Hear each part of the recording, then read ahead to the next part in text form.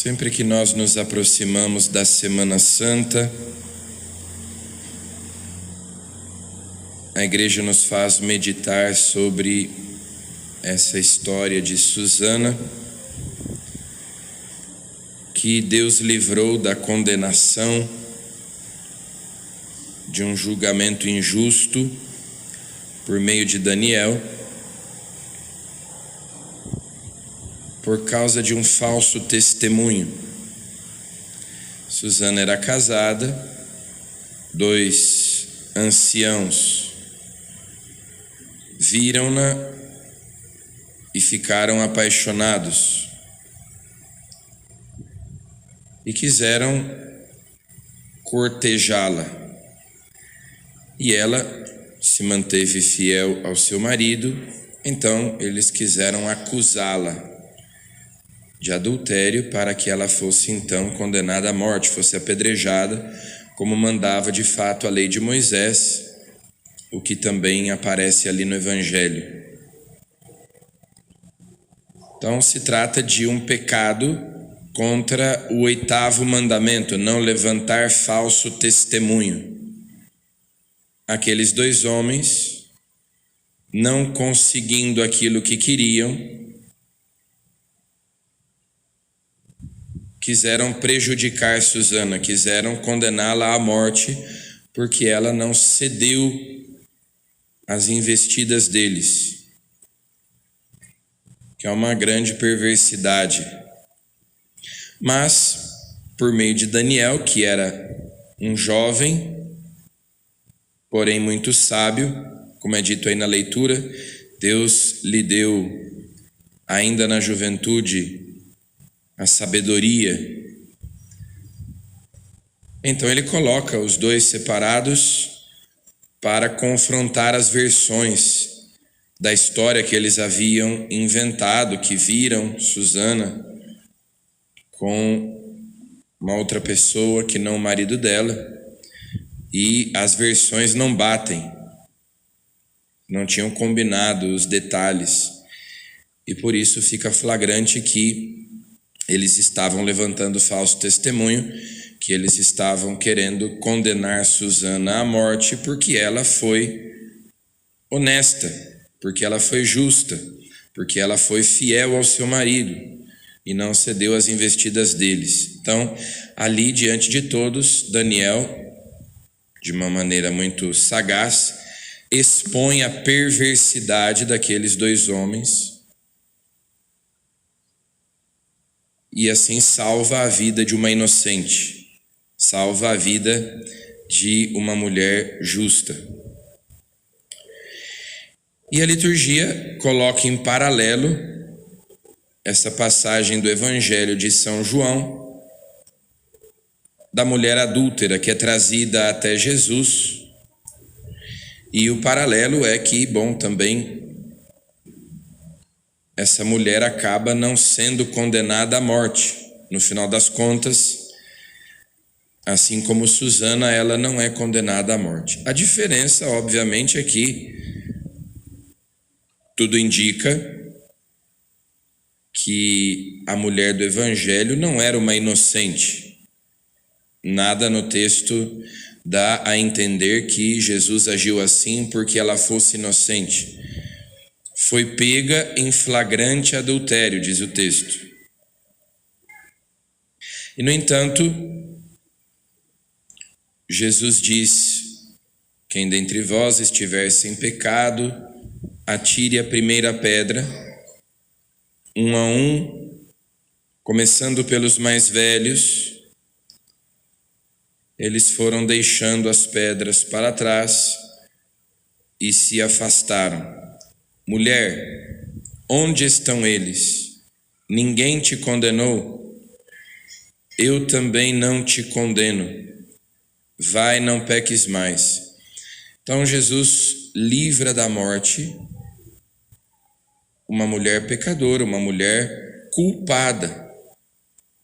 Diferente de Daniel, que livra da morte uma mulher inocente. E aqui aparece aquilo que os profetas diziam Já lá no Antigo Testamento, Deus não quer a morte do pecador, mas que se arrependa. De agora em diante não peques mais. Deus enviou seu Filho ao mundo não para condenar o mundo, mas para que o mundo seja salvo por ele. Deus tanto amou o mundo que lhe deu seu Filho único. Então aqui Jesus manifesta que sim, a lei de Moisés era muito dura, porque, como São Paulo ensina, ela foi dada como pedagogo. Era um povo de cabeça dura. Então Deus precisava incutir naquele povo a noção do que é certo e do que é errado, do que é bom, do que é mal. E uma vez que não havia virtude,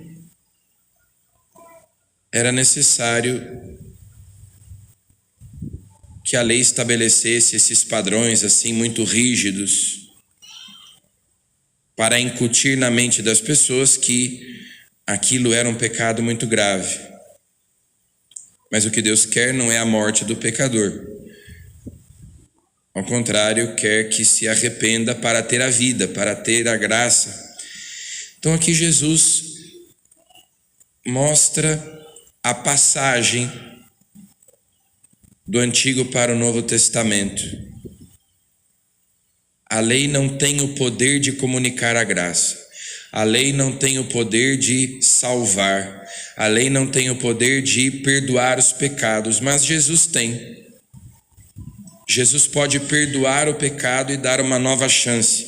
Jesus pode perdoar o pecado daquela mulher e permitir a ela recomeçar a sua vida, tentar de novo. A lei não podia fazer isso. Então assim Jesus manifesta o projeto de Deus, o plano amoroso de Deus, que é salvar a humanidade. Deus quer que todos se salvem e cheguem ao conhecimento da verdade. Ninguém te condenou, eu também não te condeno, vai, não peques mais. Não volte para o seu pecado, você está recebendo mais uma chance. Aproveite essa chance que Deus te dá. Arrependa-se e o seu pecado será perdoado, será apagado. Essa é a nossa condição cada vez que nós nos confessamos. A confissão é um tribunal. É uma espécie de tribunal. E todo tribunal tem o réu, aquele que é acusado, como ali também no caso de Susana, e quando levam essa mulher adúltera, o que se estabelece ali é um tribunal. Você tem o réu, você tem o advogado, o juiz e o promotor, que é aquele que acusa. Uma parte acusa, outra parte defende, e o juiz toma a decisão. Na confissão, o promotor é também o réu, ou seja, aquele que acusa é o próprio acusado. Nós nos acusamos dos nossos pecados e o juiz é também o advogado, ali representado pelo padre, pelo sacerdote, mas que representa Cristo. Então, aquele que nos julga é, ao mesmo tempo, aquele que nos defende, o que nos dá uma grande confiança quando nós nos acusamos dos nossos pecados. E a confissão, assim como aqui, é o único tribunal no qual a pessoa se declara culpada e sai absolvida. Em qualquer tribunal, se a pessoa se declara culpada, ela é condenada. Mas na confissão não, nós nos declaramos culpados e somos absolvidos. Porque aquele que nos julga é o nosso defensor, é o nosso advogado. Temos um advogado junto de Deus, Jesus Cristo, o nosso defensor, aquele que morreu por nós, aquele que deu a vida por nós. Cada quaresma é uma nova chance, é uma nova oportunidade que Deus nos dá de conversão. O tempo da misericórdia é este. Com a morte vem o momento do juízo. E daí já não haverá mais possibilidade de voltar atrás. Já não haverá a possibilidade de tentar de novo. Com a morte vem o juízo particular. Então aproveitemos o tempo que Deus nos dá, aproveitemos a oportunidade, a chance que Ele nos dá de caminharmos na graça, na verdade. Ele que não se cansa de perdoar e que está sempre disposto a nos oferecer o seu perdão. Amém.